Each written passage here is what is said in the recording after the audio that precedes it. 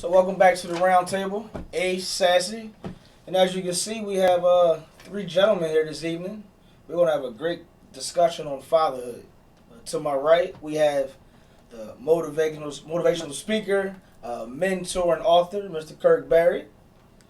Thank you. Right to the left of me, we have our councilman, Mr. Hakeem Jones, Thank you. and to his left, we have Mr. Mayo Howe.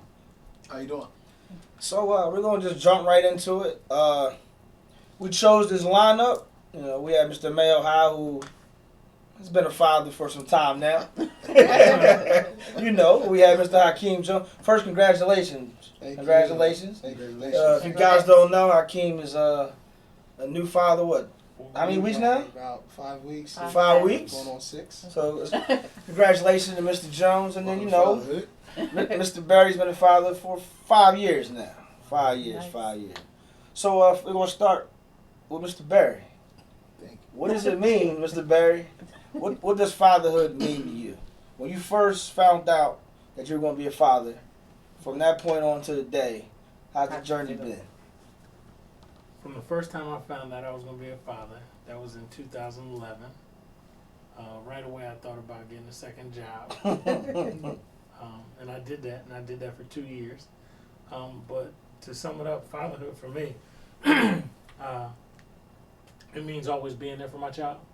I grew up not knowing my father, so the first thing I learned about fatherhood is I wanted my child to know me. And so I've been able to accomplish that. And some people think, well, that's easy to accomplish, it just be there for your child. But we all know a bunch of children who grew up without their dad, so for some reason it must not be that easy. So I enjoy it tremendously, and when I first thought about it being a big responsibility, I still make sure every morning when we wake up, if you know me and my daughter, we say it's time to make the donuts. So it's all about work for me and making sure I can provide for my child. So fatherhood for me means being there, but not just physically being there, but being there mentally, emotionally, physically, and just making sure I spend as much time with her as I can. Okay. And I do hair too, just in case. Dads do hair. That's the other thing. Fatherhood means that dads do hair. Uh-huh. Nice. All right. Thank you for that, Thank you. Mr. Howe. What does fatherhood mean to you, sir? Well, I've been a father since 1993. Woo! My daughter was sitting at my graduation, Uh-huh. and I knew when she was born, Destiny, I had to change my whole ways. Uh-huh. Cause I'm from Speak. I'm from the streets. I'm Uh-huh. from the streets. So when my daughter was born, Destiny was born, I had to change my whole way. Mhm. I had to be a real father. So when she was born, I had to get my grind on. I had to work. I had a couple jobs. I had to become a real father. Then the other kids started coming. To this day, I have a 10-year-old. It's my youngest. Okay. So I got to show her that daddy's always going to be there for you. Daddy's going to be dad, period. I work with her every day in school. Nice. So it's hard. It's hard being a dad, but I got a lot of daughters. You already know what that comes with. I got one boy. I got one boy that I'm trying to make the way for him right now. Uh-huh. But my daughters, they're not far behind from him. Okay. So yeah, I started early. Okay. Appreciate you. Mr. Jones, how's the last 5 weeks been for you, Mr. Jones? Let's just say I'm not getting a lot of sleep. Everything that people told me about fatherhood and being a parent is exactly what it is. It was hard to believe when it happened. Probably one of the last in the group, minus one person I know. But just it's exactly what people said it was going to be. It's a constant sacrifice, and it's in the early stages for me too. So it's more so a sacrifice for the wife, where she's with the baby girl all day. So I got to be more mindful of When you come home, you gotta jump in. Exactly. So the days of coaching and serving on boards and being on council and just being involved in so many things, I'm learning for the first time to really learn how to prioritize Okay. and you know, cut back on some things, but at the same time, you know, there's just some things that aren't worth it at the end of the day when you have a little girl at home. So, you know, I was fortunate to grow up with my father, and had that example, and it meant a lot. So I've been able to, you know, I got my butt whoopings growing up. You know, I got the lectures. You know, the expectations were set. So I do think, you know, I've been prepared for it, but there's nothing like it. You know, nothing like it. Losing a lot of sleep, but it's a good loss of sleep. Right. You know, and I think having a newborn, you know, is important. It's much more important that I you know, be the other half that's going to pick up the pieces when my wife is grinding all day with the baby. So Okay. Well, Mr. Jones, I'm sorry. Yes, I was going to say, what would, I mean, anybody can answer, what would you say thus far has been the toughest thing about being a father? Like, your most, I mean, the biggest challenge, I guess would be the better question. Anybody? well, Now you go first. okay, I'll start now. I'm actually here, and it's like, what time is it? Going on 9 o'clock? So my last meeting ended, you know, at around 7:30. So technically I should be at home. Right. But saying no to the homies is always a hard thing to do. Appreciate But so it's a good thing. So I'll go home. I'll get chewed out, but it'll be It's our for fault. doing something positive. Right. Notice I mentioned the wife in many of the Right. But no, I think just prioritizing in life, you know, prioritizing your job, prioritizing your family time, and most importantly, prioritizing your money, you know, where your money's going. I So, believe it. just being a new parent, you know, the sky's the limit. But at the same time, if you're not smart and you don't make the right decisions, you know, you're setting you and your family up for failure. 25. Hakeem and I are prioritizing different things, and so I have split custody with my child, and Okay. so I have her half the week, and the other half the week I don't have her. So I'm a workaholic. So yesterday where I had my daughter, and this morning where I dropped off to school, when I have my daughter, I have to make sure that I leave work at 5. I Right. can't stay till 5:30. Can't stay till 6. I won't do extra meetings, right? So I have to make sure that whenever someone asks my schedule, first schedule I look at is my child's schedule. Right. Like, when do I have my daughter? What are the activities I have with her? It's not a hard thing to do as a parent, right? I believe the natural instinct is my child is first. Right. And so, but how do you make sure you do that in all ways? Not just feed your child first or clothe your child first, Right. but in everything I do, I make sure whatever my daughter's schedule is, we stick to that. So like I know Saturday she has tennis, right? Okay. And so that means anything that I get invited to or people want me to do, it all has to be around tennis, right? And so I already know that I got to take my car into the shop and got to get a loaner. So what time do I need to wake my daughter up, feed her breakfast, get her ready, so when we get the loaner, then we can go to tennis on time. And so it makes you appreciate time and time management a whole lot. And so I can't say that it's something hard, but it can be hard if you don't have priorities in order. Right. Okay. Mia? Me? Yes. Me? It's kind of funny.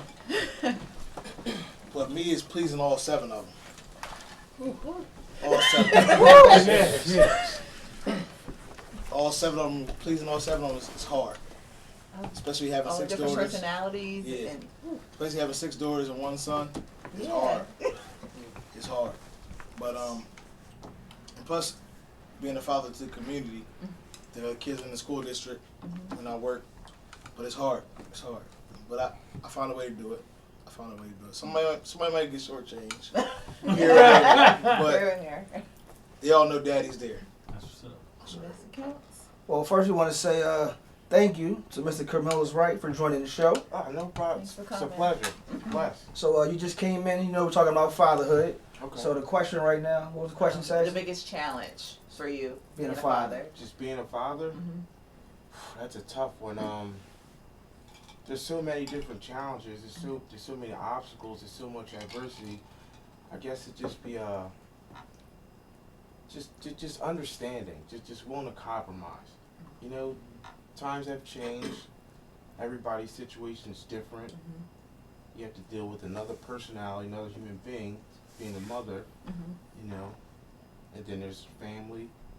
You have the father's family. You have the mother's family. Then there's society. It's just so much. You have to be understanding and willing to compromise with all parties.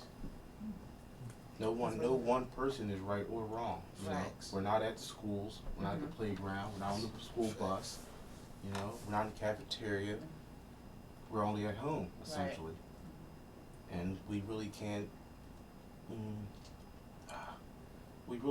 know, dictate their conduct when they're not with the fathers, with the mothers. We have no. We can give them tools. Right. You know, so they can use in the real world. Whether they grasp it, understand it, and apply it, that's up to the child. Facts. Cool.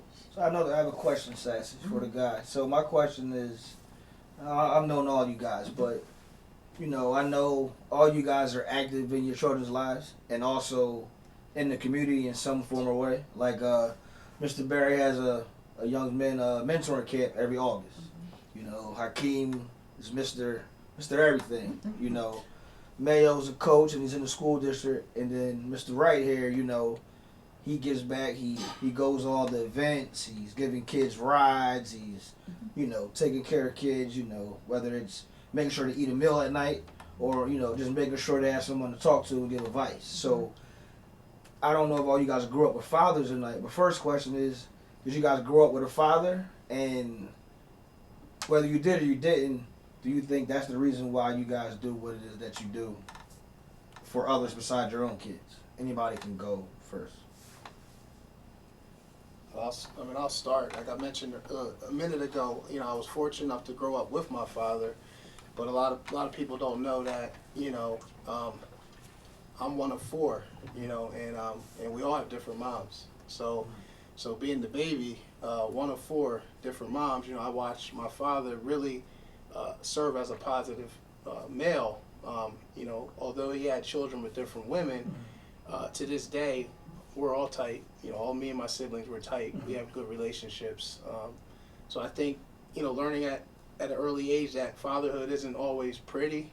It's not always picture perfect. You know, I do think I saw some values that, you know, you deal with the hand that's dealt to you. So there's single fathers out there. There's fathers who are married. There's fathers who, you know, were dating. It's a challenge whatever way you look at it. So I can just say, growing up with a father, it did give me some guidance. It did give me it gave me you know, a lot of tools that I'm using today. And I give a lot of respect to single parents out there too, because you have to work that much harder. Oh yeah. You know, you don't have that partner or that advantage. You don't have that that 15-20 minute break time that you can go do something when somebody else, you know, holds a baby. So, you know, I respect, and working in the community and mentoring kids, I've always understood that.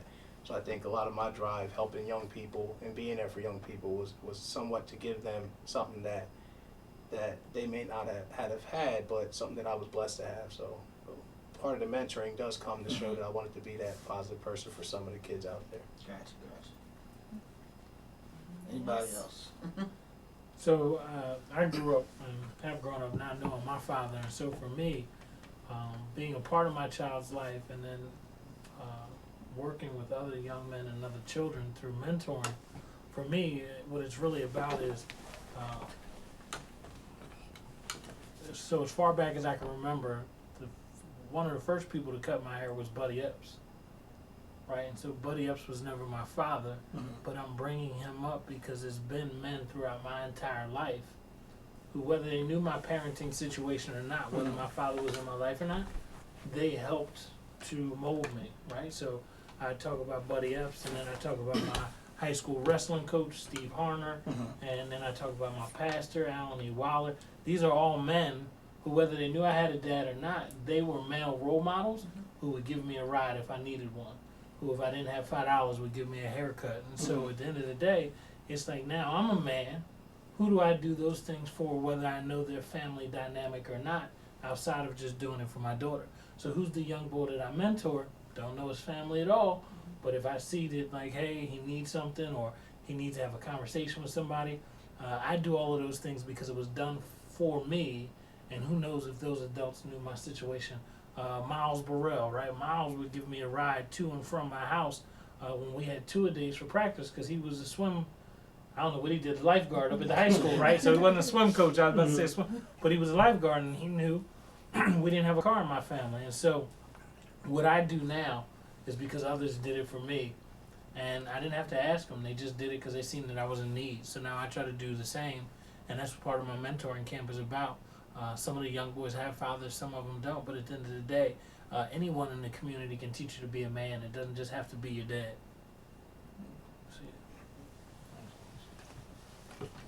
Me, I always had an idea who my father was, but my mom was a strong mother. She always taught me to be a provider. So the three women I'm fortunate to have children by, I always am a provider for my kids, period. I didn't have a dad growing up.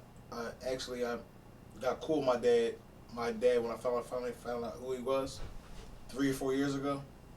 We got real cool. But me, all my life when I'm growing up, I'm being a provider for my lady and my children. So always been that way. My mom instilled that in me to be a provider and a father. Period. I grew up, I had a father, he raised me. There was a point in time where it was just my father, and he was raising me and my sister, and he would work long mornings, long days. He'd come home, we already be asleep, we had to potentially fend for ourselves, or the community, as some people say, the village, it takes a village to raise a child. They would look after us and fend for us, but he would teach us, he'd give us tough love, constructive criticism for myself. And as I got a little older, hit teenage years, I kind of tried to steer away from him and actually run away from him. And I had a lot of uncles, a lot of other male figures I called dad or pops, different people in the community who were whether they were positive or negative. Me having a negative background for some period of time, there were people I knew that was negative, that was like that potentially would have been great fathers. You know, circumstances have been different, and they could easily, possibly influence people. I've seen a lot of fathers struggle, and I at times it seemed like I bash women, but I know women who are better and stronger fathers than some actual fathers. I've seen that possibly more than I've seen fathers. I'm going to go on a limb and say, yeah, I've seen that 10 times more. I know more women raising kids, strong kids, than men. I'm not going to say if it's sad or not sad, because everybody's situation is different, and becoming a product of your environment plays a factor, but fatherhood is serious, and men need to be in their children's lives, teach them how to be a man so they don't get caught up, be a knucklehead like I was, living that fast-paced lifestyle, not willing to break your back for those 8 hours, and earn and bring food to the table. Fatherhood is serious. Sassy, got a question for the guys? Yeah, I was thinking, for someone who's raising a son and everything that's going on, what would be some advice that you would give to him, or someone who's about to have a son? Like, what would be a piece of advice that you would give someone this day and age with everything that's been going on lately? Like, to, help them be strong and help them teach their young men. It's hard being a father of a son. You gotta keep him busy. Period. One sport to the next sport to the next sport to the next sport, and show him that you there, and you want his best interests. Make sure his books is right, his sports is right, his life is right. Because if he see you slacking, he definitely gonna slack.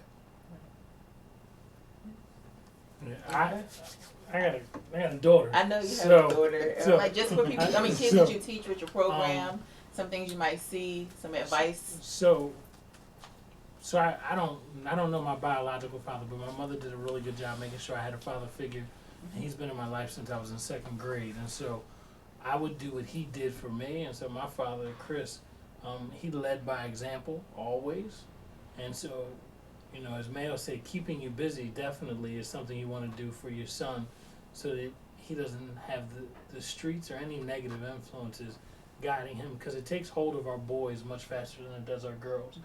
Our girls, some, not all, but our girls, if they find something they like and they want to do, they'll stay focused on it. But sometimes boys can tend to be followers.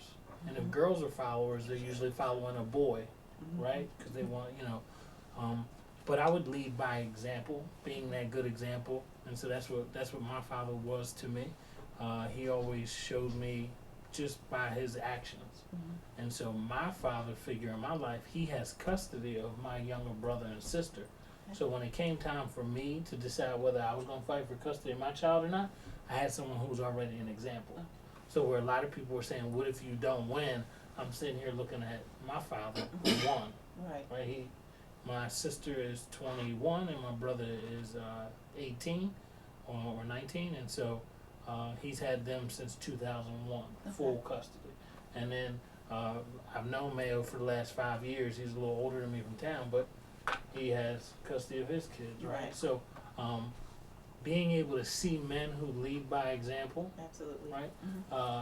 The young boys, they see Hakeem picking up his nephews and taking them to practice. And it's funny because Hakeem's dad did that for me, because we didn't have a car in my family. His dad took me to practice. Now you see Hakeem taking his kids to practice and kids in his community, right? And then you see Mayo doing the same thing. So I think men leading by example is the best thing we can show our young boys. And sometimes if you don't have a father in the household, then it becomes, who do I watch? Right. And do I watch someone who's always on the corner when I get off the bus, or do I watch another male figure who's making sure they're present in my life? Right. As he said, breaking their back, putting in them 8 hours every day. Absolutely. So I'll chime in. So we decided we were going to be surprised with the birth. Right. And about 80% of the people that saw my wife carrying, you know, hinted that we were going to have a boy. Right. 80%, 85%, and everybody. So when she yelled out, "It's a girl," we looked at each other kind of crazy, but we were just as happy. But so I would say, just from being a mentor and a coach and an uncle, boys need, they do need opportunities to be active. The most heartbreaking thing for me is spending time coaching, Monday through Friday, and then the weekend comes. Then you lose sight of your boys. Right. Or football season starts in August and it's over in November, and then you don't have as much impact with the kids, and just life happens. So I think young men that don't have fathers, they really appreciate the consistency. Definitely. And they appreciate honesty. If you're supposed to do something with the young man or pick up the young man, and you can't make it for whatever reason, you need to be honest. Right. Or if you tell them you're going to be there, you need to be there, because Definitely need to be there. that's Right. the difference between a kid going to school the next day and getting suspended. Or so I think our young men and our young boys need consistency. Whether you're the father, whether you're the coach, and they really depend on that male interaction. And if you look at majority of behavioral challenges in school, young men are upset, because the man's not present in their lives. So, just being a coach and not a father of a boy, I do know that the young men need the attention. Right. And it's up to us to give it to them. Yep. I just asked that question because I know a gentleman who's raising 3 boys. He's had them since birth. All 3 same mom, but he has full custody. And I know a woman with 4 boys, and she's like, what do I do? So I asked that for her specifically. Yeah. My advice, if somebody's having a little boy, my personal experience, I have a 3-year-old son. Many which might not even knew that because I failed to man up and step up and be a father since the beginning.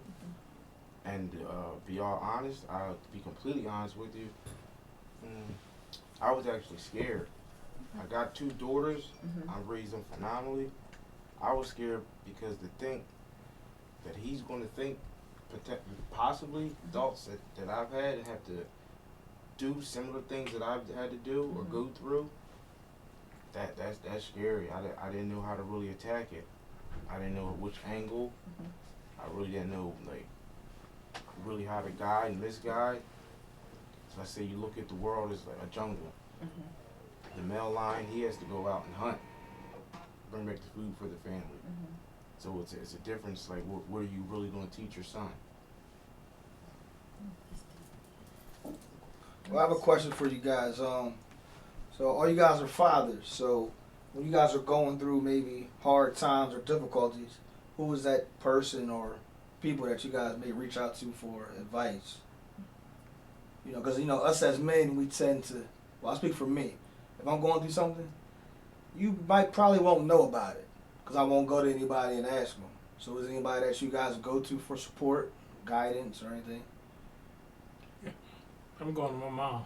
It ain't never going to change. I'm going to my mom.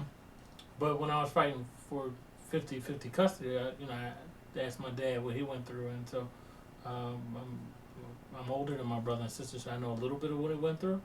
But I go to my mom. I definitely go to my mom,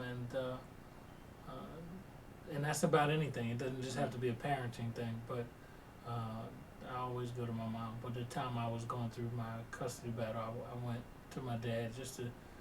It's tough because a lot of people care about the situation, but they don't know how to be there for you. Right. They know how to go in court. They know how to ask you how to go in court, and you tell them, and they go okay. But if they don't know the court system, they're like, dang, a continuation. But they don't know that the continuation is 6 months away. So during that time, you're going 6 months of paying child support, but you ain't seeing your child no more. So you got to ask someone, you know. But that's that part of life. But just in general, if I'm going through something, it's usually my mom. It's usually somebody older than me because they can teach you that, you know, don't forget where you've come from and that you've had hard times before and that you can get over those hard times, you know. And so it just gives you the inspiration to keep going and don't give up, especially when you got children or a child depending on you. I pretty much go into the battle. I might call a friend, but I know they're going through possibly the same thing or other things. I possibly go to battle. Sometimes it's like a 50-50 chance. I'll come out on top, or sometimes I lose. But I pretty much keep it to myself too. I say it depends on the severity of the situation, but if I would have to say, it's usually going to be an older woman. It's good, Mom Faye, Mom Kim, or Mom Deb. And that's really it. Man, I agree with Kurt. I go to Grateful Lady Jones. In the new case, I go to the wife, you know, who always has solid advice for me. But you know, I think I'm lucky to have created a group of friends and of mentors around me that were fathers before me. You know, we grew up together. We played sports together. I got several friends in the community. Even older guys that you know I don't talk to all the time that you know that I can go to, and when things are going on, when things are stressful, when you need some advice, some honest advice. So it goes from you know various places, but I think if you go to someone genuinely with a concern and you're not prideful to tell them that you got a concern, I think they'll give you the advice whether you see eye to eye or not, right, or whether you're like it or not. whether you're best friends or not. But you know, mainly I'll go to Mom Dukes first, but I got some good friends also who kind of understand what we all go through. Yeah, so I'm foreseeing a future stressful moment. My daughter's only 5. But when she has her period, I hope she's with her mom on that day. Right? Like, as a man, I don't have no problem buying tampons. Can't go. But if it happens for the first time, she's gonna be shocked And I'm gonna be shocked, and I probably call Mayo because Mayo probably 5 times already, right? Mayo, what do I do? Because when you talk about who do you call in stressful situations, right now as a parent, she's 5 years old, and so things are pretty manageable right now. But as we go for the future, like when the first boy comes to my house, I'm gonna call you Hakeem, and we'll just be at the door, right? But in a situation where my daughter has her period and she's with me, I'm probably gonna panic, right, and not know what to do. And so it's the same thing like when you're having a child and you're in the room, right? Like everybody can kind of tell you what it's gonna be like, but it's completely different when you're actually there and you're like, oh crap, right? Like, oh shit, this just happened. Nurse put on gloves. I put on gloves. She said, the first time I ever seen somebody put on gloves, ready to go. And what happened after you put on the gloves? Took them all to work. Nah, they stayed. I went to work. A lot of fluid, a lot of liquids. Went to work. So. Question, right? No, I mean, this is really great advice, great insight. I was raised with a father. I found my father when I moved up here, so that was probably about 2007. Ever since we've met, confirmed that he was my father, we've had a great relationship. So if he would have known I was around, he's always told me that I would have been there. So I've given him the benefit of the doubt because he did not know. My mom admitted that he did not know. So we have the best relationship. I have 8 brothers. I'm the only girl that he has. Brothers. Yes, Wow. I'm the only girl. So just even for anybody, one of my friends is having twins, and her husband, they've been trying for years, and it's finally happened. So they're watching, and they appreciate the advice as well from people who are already fathers. So it's great. So I have a question for you. Me? Yes. Okay. So where your father did not know, and this question is for people who find their other parent late in life. How were you open to receiving him, even though he did not know? That it's the hard thing, right? Right. And so, where I don't know who's watching this, there's a lot of people who find themselves in a situation where I don't want to talk to him, or I don't want to talk to her. She Right. gave me up for adoption, or he wasn't there. So, how'd you overcome those thoughts so that now you and your father could have a great relationship? Well, you're talking to somebody who has been in those exact situations. So adoption, finding my mother, biological mother, and father. When it came to my mother, didn't want anything to do with her. Finally opened up, let her in, and it's still like I don't even know her. When it came to my father, I was like, I always want to know who he is. Like I've always needed that link, that missing link, and then we have the best relationship. So I was very open. The first time he opened the door, before we even found out if we were family, I could just feel it. I seen it. Everything was just right at that moment. So a lot of that void and everything I was missing, he's made up for. So with him, yes, I was very open. With my mother, I was very angry, like you said, like why me out of all your children? Why me? I was the firstborn. So, I mean, I've gotten better. I'm letting her in. She reaches out. So I've kind of like pushed that down and put it aside. But with him and I, we have a great relationship. So. Would you encourage other people who may be in that situation Definitely. to open up? Definitely. Like Time it took heals? time heals. Exactly. I mean, I had a lot of anger because I was lied to. Just like you said, you got to be honest. I was lied to so many times. So I took that in. All that anger was just horrible. Very bad anger problems. But just like you said, like if you are somebody up front honest with you, like as a child, like we accept it more just as if like an adult. Like if you're honest and open, we can take it a lot better.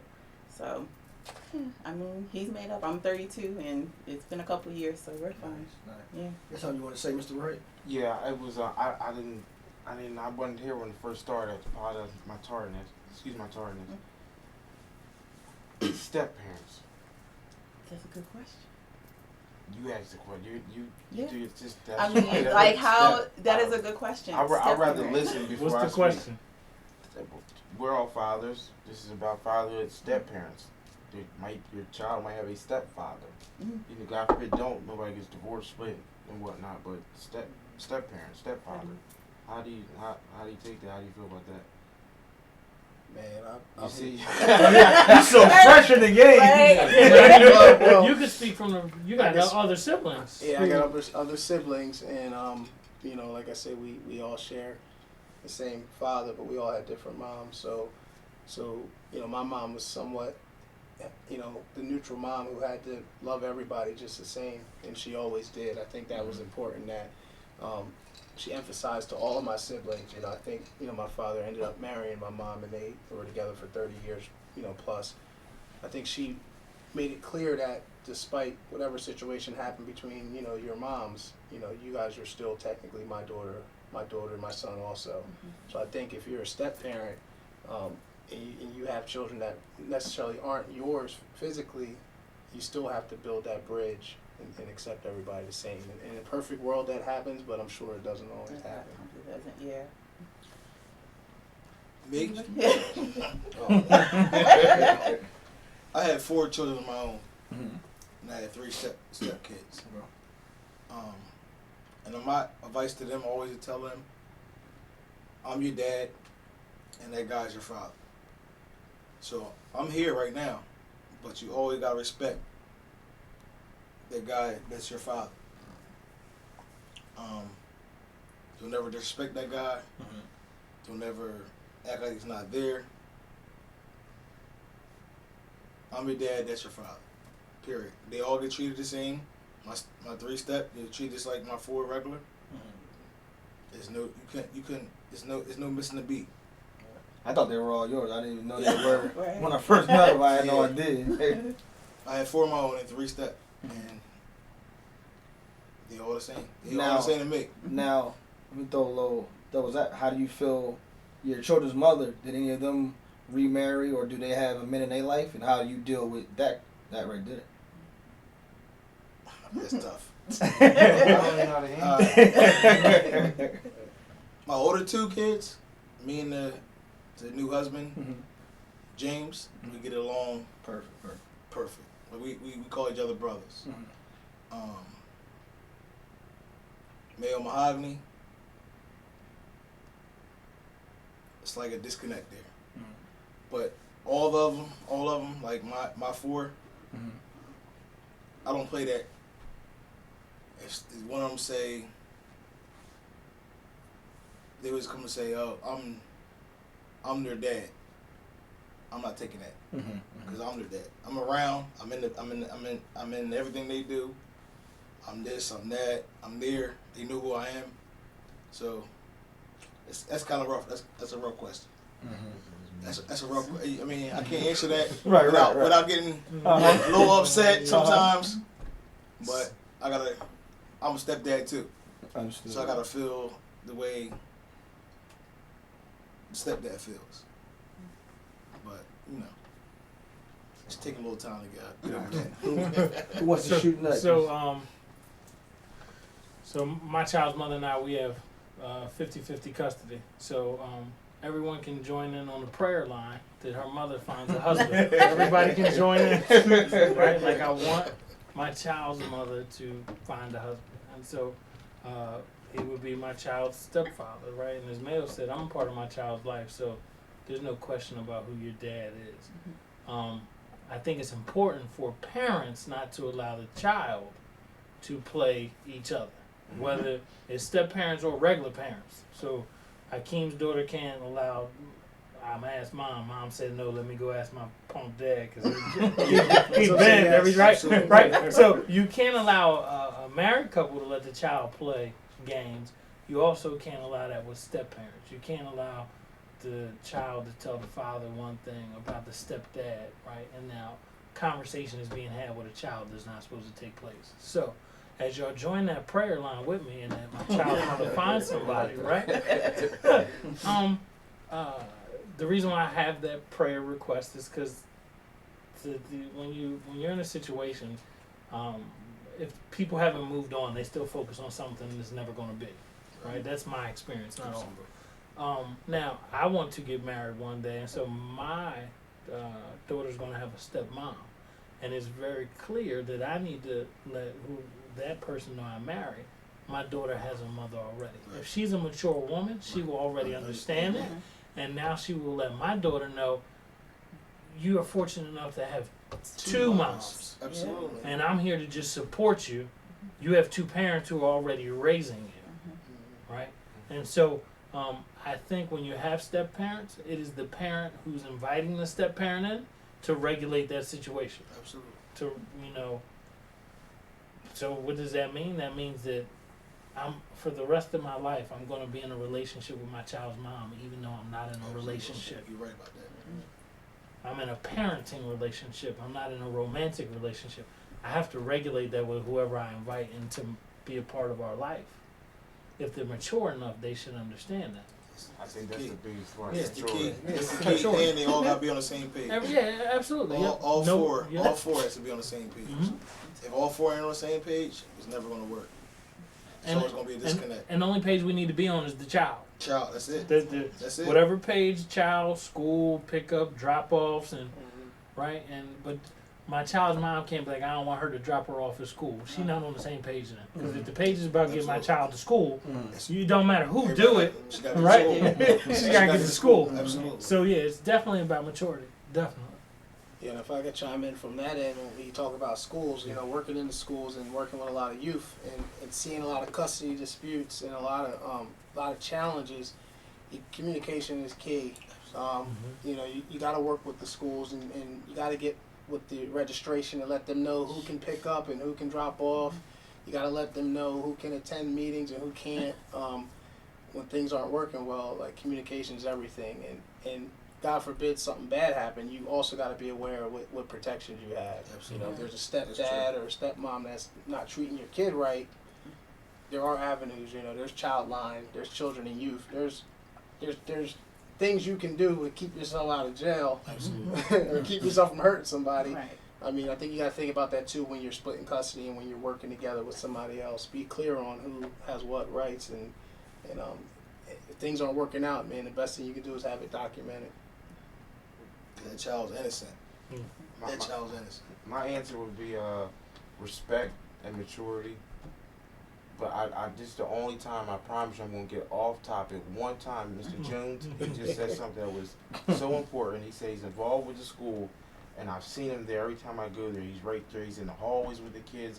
I've seen him ride around 4 or 5 kids in seatbelts, taking them to practice, taking them to school, lunch, etc., etc. Free seatbelts. Poor kids, no. Guys, you get what I was saying. Everything safety first. Off the top of your head, now I know you're not looking at the statistics, just off the top of your head, and you're involved with the school too, Mr. Mayor. Off the top of your head, is it fair to say the kids, the children, the youth who have, when I say problems at home, I'm saying, let's say it's a custodial battle, whether the mother and father separated, are they, by the numbers, or is it more likely that they're the at-risk student child? Are they more likely going to be late? Are they more likely getting suspended? Are they more likely lower GPAs? Are they more likely essentially to drop out?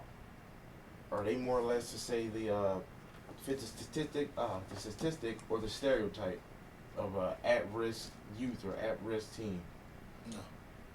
You say no? I would say no.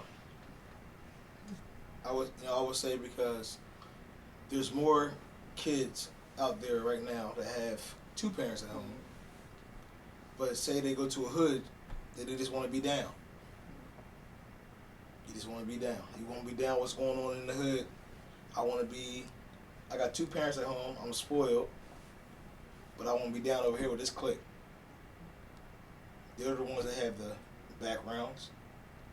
They're the ones that can't get the jobs. You're saying there's more kids who have 2 parents at home in the streets? Exactly. They want to fit in. They just want to fit in. I'm talking about numbers and bodies. Numbers. So I would disagree only because there's a higher percentage period of kids that don't have 2 parents in the home or from broken homes. There's a lot. A high percentage. Just statistically, there are more, like if we go around the room right here and we go 2 parent home, 2 parent home, 2 parent home, or 2 parent, you would find out that most of us, just statistically, right, come from a 1 parent home. I'm not saying that puts them, that makes them disadvantaged youth. I agree with Mel. There's a lot of kids who are wannabes who have two parents in the home. But just off statistics alone, the people you're targeting from either a broken home, one parent in the home being raised by their grandparents, you're probably going to find that more of those are part of the dropout or the bad grade suspension. Yeah, so I'll touch on like, you know, truancy for example. You know, when things get, you know, a little too out of hand and kids start missing too much school, unfortunately the courts have to get involved. Yeah. You know, I can go through a list of phone calls and emails and reaching out to families. Majority of the families that I reach out to are single parent, you know, whether it be single mom, majority single mom, but it's usually a single parent household. Which does show that, you know, it's a challenge when there's not two parents in the house. Mm-hmm. And you know, parents that work from sun up to sundown, you know, there's some things that they can't always do. Their supervision's not always there. So I do see a correlation between a single parent household and kids sometimes getting in trouble or missing school. But like Mayo said, you also have two parent households where there's turmoil, where there's domestic abuse, where there's you know, looks good on the outside but it's ugly on the inside. So there's also two parent situations where kids are you know, in trouble. But for the most part, I see a lot of single family households, unfortunately, fatherless households that are, you know, these kids usually fall victim to, you know, truancy and suspension and expulsion and things like that. Good question. Thank you. Anything sassy before I? I have one more thing. Go ahead, Mr. Jones. Man, well, like I said, I'm a new father, but like I say, somebody may have posted something, may have been Percy, he posted something a long time ago. What's it like to be a parent? Mm-hmm. And you know, would you do it all over again if you had to? And there was over 200-300 posts on there that said, like, you know, it's the toughest thing in the world, but it's the best thing in the world.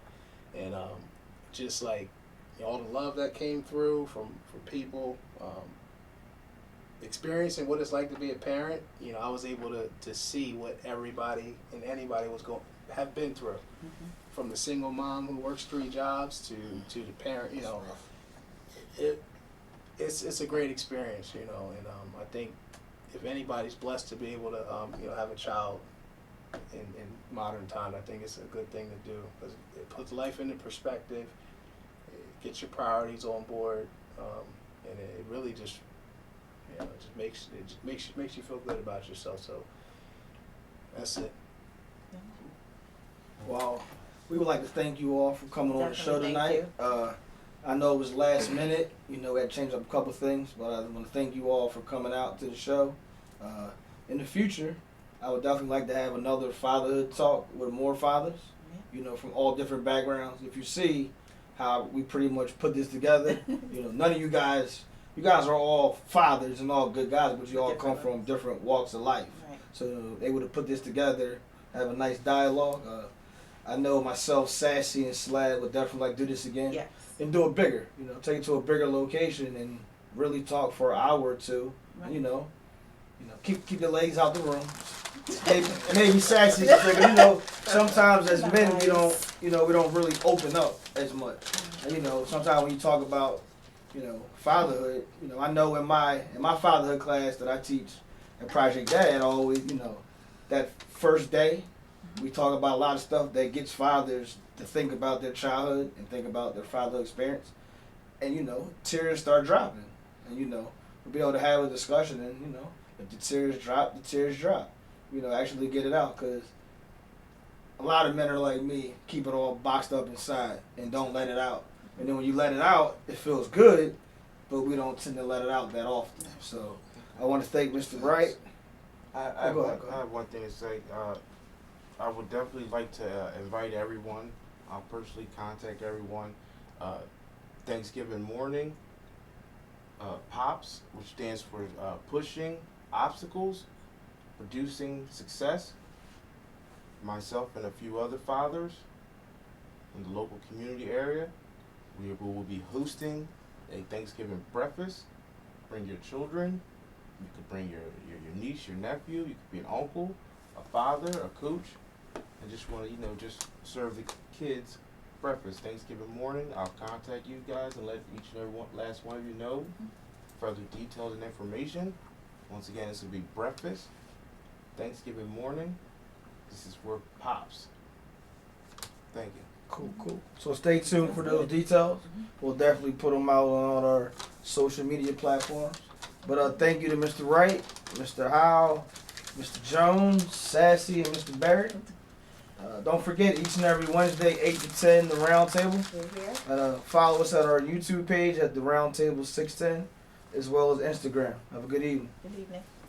Thank you, guys. Thank you. You're not going to